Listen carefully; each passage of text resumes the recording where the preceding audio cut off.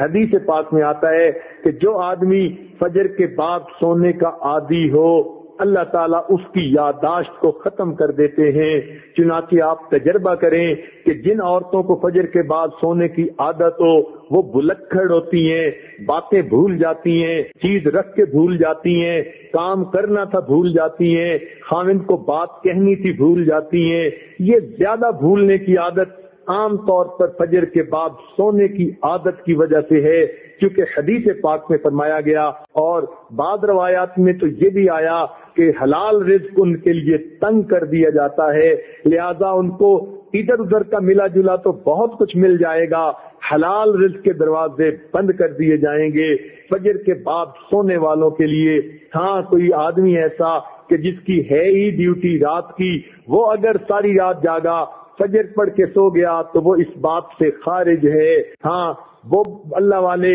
جو راتوں کو جاگتے ہیں وہ عام طور پر اشراق کی نماز کے بعد پھر تھوڑی دیر آرام کرتے ہیں۔ اشراق کے بعد سونا بالکل ٹھیک ہے، بزرگوں کی عادت رہی ہے، مگر فجر اور اشراق کے درمیان حد الوسع نہیں سونا چاہیے، سوائے اس کے کہ رات کا حصہ انسان اتنا جاگے کہ اب یہ سوچے کہ نہیں سوؤں گا تو سارا دن مجھے کام کرنے کے اندر رکاوٹ ہوگی، پھر اس کی اجازت ہے۔ عام عادت نہیں بنانی چاہیے۔ دیکھا یہ گیا ہے کہ جن گھروں کے اندر کچھ کھانا پینا ہوتا ہے اللہ تعالیٰ نے دیا ہوا تو وہاں پر صبح کے وقت اسی طرح سوئے پڑے ہوتے ہیں، بلکہ موہے پڑے ہوتے ہیں، پورا گھر قبرستان کی طرح لگ رہا ہوتا ہے کہ سورج نکل چکا اور گھر کے لوگ جاگ بھی نہیں رہے ہوتے۔ اس لیے کفر کی دنیا میں صبح کا ناشتہ سیریل کا انہوں نے بنا لیا، نہ کچھ پکانا پڑے اور نہ کچھ تردد کرنا پڑے، بیوی اپنے وقت پہ جاگے،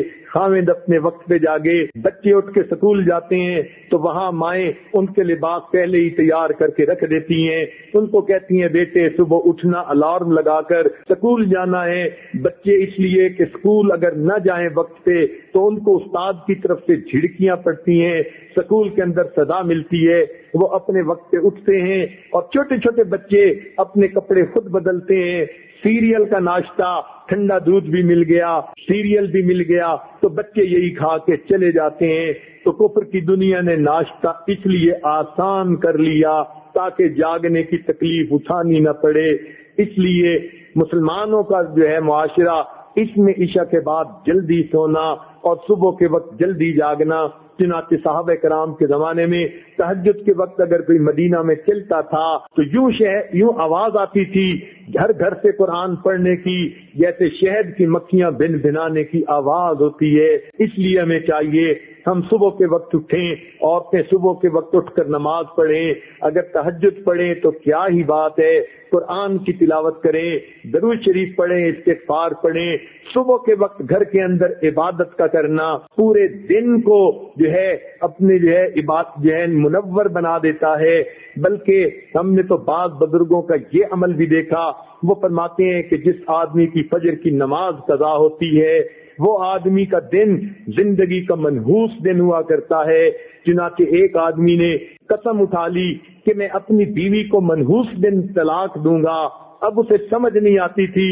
کہ میں قسم تو اٹھا بیٹھا، منحوس دن کون سا ہے؟ کسی فقیہ کے پاس گیا، انہوں نے فرمایا جس دن تمہاری فجر کی نماز قضا ہو جائے وہ تمہاری زندگی کا منحوس ترین دن ہے، تم اس دن یہ کام کر گزرتے ہو۔ آج ایسے بزرگوں کو بھی دیکھا کہ جو وقت کے حاکم تھے مگر انہوں نے دستور بنایا ہوا تھا، وہ سوچتے تھے کہ جو آدمی فجر کی نماز وقت پہ پڑھ لیتا ہے حدیث پاک کے مطابق اللہ کی امان میں آ جاتا ہے، لہذا وہ حد جو ہے وہ جو سزائیں دینی ہوتی تھی تعزیرات کی وہ اس وقت تک نہیں دیتے تھے جب تک کہ یہ یقین نہ کر لیتے کہ آج اس نے فجر کی نماز نہیں پڑھی۔ اگر پڑھ لیتا تھا تو فجر دوست کو سزا دینا مؤخر کر دیتے تھے کہ اگر یہ اللہ کی امان میں آ گیا ہم کیوں اس کو سزا دیں۔ تو تو مسلمانوں کے نزدیک تو فجر کے وقت جاگنا اتنا اہم ہے، لہذا عورتوں کو یہ بات مشورے کے طور پر پیش کی جاتی ہے، زندگی کی ترتیب کو سنت کی ترتیب پر لانے کی کوشش فرمائیں، اور اس کا بہترین طریقہ یہ ہے کہ رات کو سوئیں اور دن کو جاگیں، عشاء کے بعد کام جتنا جلدی سمیٹ سکیں جلدی سونے کی عادت اپنائیں، تاکہ تہجد میں فجر میں آنکھ کھلے، انسان کے جسم کی نیند آرام کا تقاضا بھی پورا ہو جائے، اور صبح کے وقت پھر آنکھ کھلے تو اللہ تعالیٰ کا حکم بھی پورا ہو جائے۔ اس طرح انسان کی زندگی پرسکون گزرتی ہے۔